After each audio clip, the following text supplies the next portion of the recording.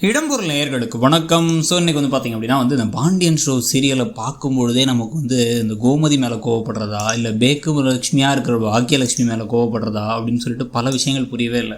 இந்த கல்யாணத்தை நடத்தியே தேரணும், வேறு வழியே கிடையாது, உலகத்திலே யாருக்குமே எந்த சொல்யூஷனுமே கிடையாது, இதுதான் ஒரே சொல்யூஷன் அப்படின்னு முடிவு பண்ணி இந்த கல்யாணத்தை பண்ணி வைக்கணும்னு முடிவு பண்ணிட்டாங்க.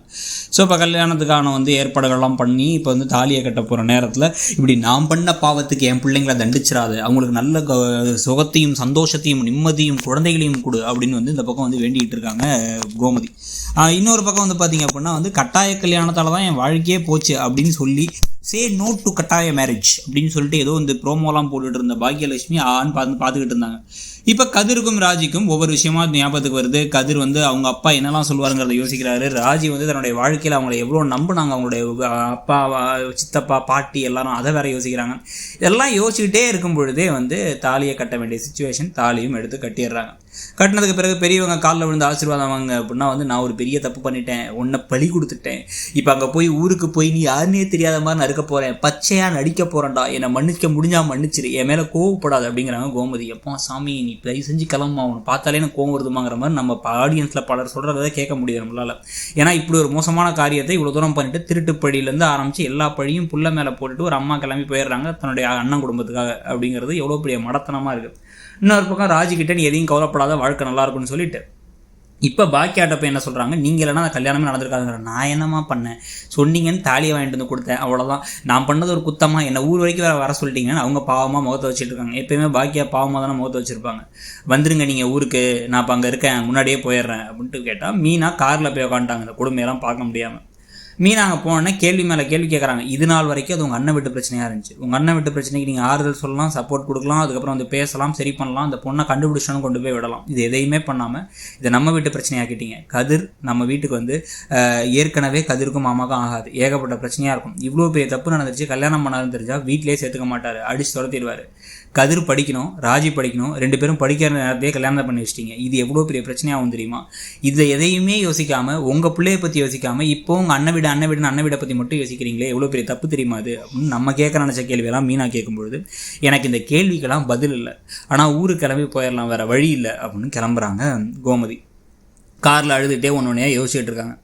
இதுக்கு நடுவில் பாக்கியா இப்போ என்ன பண்ணுறாங்க அப்படின்னா அமிர்தாவையும் செல்வியும் இப்போ நீங்கள் கிளம்புங்க ஊருக்கு, நானும் எழிலும் தனியாக வந்துடுறோங்கிறாங்க. அமிர்தாவையும் குழந்தையும் கடத்துறதுக்கு அவ்வளோ பெரிய பிளானோட கணேஷ் உட்காந்துருக்காரு. என்னென்னவோ பின்னாடியே துரத்திட்டு வந்துட்டுருக்காரு. இந்த சமயத்தில் தன்னுடைய மனைவியும் தன்னுடைய குழந்தையும் அங்கே ஒரு கம்ப்ளீட்டாக ஒரு பைத்தியமாக இருக்க ஒரு கேரக்டர் இருக்காருன்னு தெரிஞ்சும் அனுப்புகிற எழில் என்ன சொல்கிறது? இது எதையுமே யோசிக்காத பாக்கியாவை பேக்குன்னு சொல்லாமல் வேறு என்ன சொல்கிறதுங்கிறது நமக்கு ஒன்றுமே புரியல. இப்போ உன் மாமியார் வேறு கேட்பாங்க அப்படின்னா மாமியார் கேட்க தான் செய்வாங்க, இந்த மாதிரி மடத்தனமாக ஏதாவது பண்ணால் கேட்க தான் செய்வாங்க. அவங்கள்ட்ட ஏதாவது சமாளிச்சுக்குவா, அமிர்தா சமாளிச்சுப்பா, குடிக்க போயிருக்காங்க, சொந்தக்காரங்களை பார்க்க போயிருக்காங்கன்னு சமாளிச்சுப்பா அப்படின்னு எதையோ சொல்லி சமாளிக்கிறாங்க பாக்கியாவும் சரி எழிலும் சரி. அதே மாதிரி அமிர்தாவும் நான் பார்த்துக்கிறேங்கிறாங்க. அப்புறம் உட்காந்து அழுதுகிட்டு உட்காந்துருப்பாங்க. ஸோ இப்போ அவங்களும் கிளம்பி போக இவங்க நம்ம பேக்கெல்லாம் எடுத்து வச்சு நம்ம போகலாண்டா, என்ன நடந்தாலும் பார்த்துக்கலாண்டான்னு இவங்க ரெடியாக உட்காந்துருக்காங்க. இப்போ இந்த சமயத்தில் பார்த்தா கதிரும் ராஜியும் கதிர் ராஜிக்கு இடையில் இருக்கக்கூடிய உறவை யோசிச்சு பார்க்குறாங்க. கதிர் ராஜி எத்தனை இடத்துல திட்டினாரு, கோவப்பட்டார், ராஜி எத்தனை இடத்துல நீ எல்லாம் ஒரு மனுஷனாடா நீ இப்போ நடத்தினாங்க, இது எல்லாத்தையும் யோசிக்கிறாங்க. ரெண்டு பேரும் கையில் மாலையோடு அப்படியே பெட்டில் இந்த ஓரமும் உட்காந்து அழுதுகிட்டு இருக்காங்க.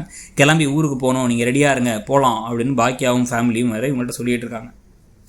இதுக்கு நடுவில் கோமதி பயந்துக்கிட்டே காரை விட்டு இறங்கினா என்ன ஒரு மாதிரி டல்லாக இருக்க, என்ன ஆச்சு அப்படிங்கிறத பாண்டியன் திருப்பி கேட்குறாரு. பாண்டியன் கேட்கும்பொழுது உங்களுக்கு பதிலே இல்லை, என்ன பண்ணுறதுன்னு உங்களுக்கு தெரியல, வேகமாக உள்ளே போயிடுறாங்க.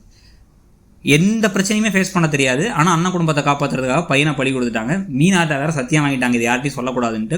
உள்ளர போனோடனே எங்கே கதிர்னு கேட்குறாங்க. அதுக்கும் பதில் சொல்லாமல் கோமதி நேராக உள்ளர போயிடுறாங்க. எங்கே போனோம் அவன் அப்படின்னா அவன் மதுரையிலே இறங்கிட்டாரு, ஏதோ ஃப்ரெண்டு விஷயம் ஏதோ பார்க்கணும்னு சொல்லி இறங்கிட்டாரு, மதுரை வரைக்கும் கூட தான் வந்தார், நாங்கள் இறக்கி விட்டு வந்துட்டோம் அப்படின்னா பொம்பளை பிள்ளைங்க ரெண்டு பேர் தனியாக விட்டு அவன் பேசாமல் கிளம்பி தனியாக போயிட்டானா, இவனை நம்பி எப்படி அனுப்ப முடியும் அப்படின்னு கேள்வி கேட்குறாங்க பாண்டியன்.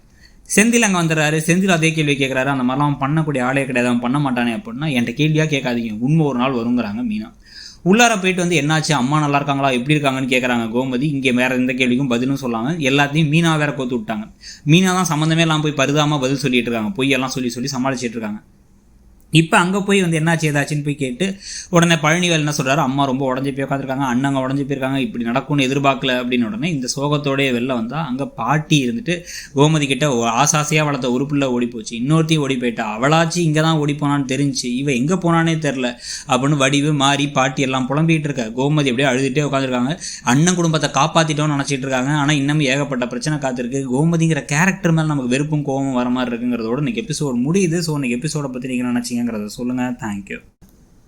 இடம்பொருள் நேயர்களுக்கு வணக்கம். ஸோ இன்னைக்கு வந்து பார்த்தீங்க அப்படின்னா வந்து இந்த பாண்டியன்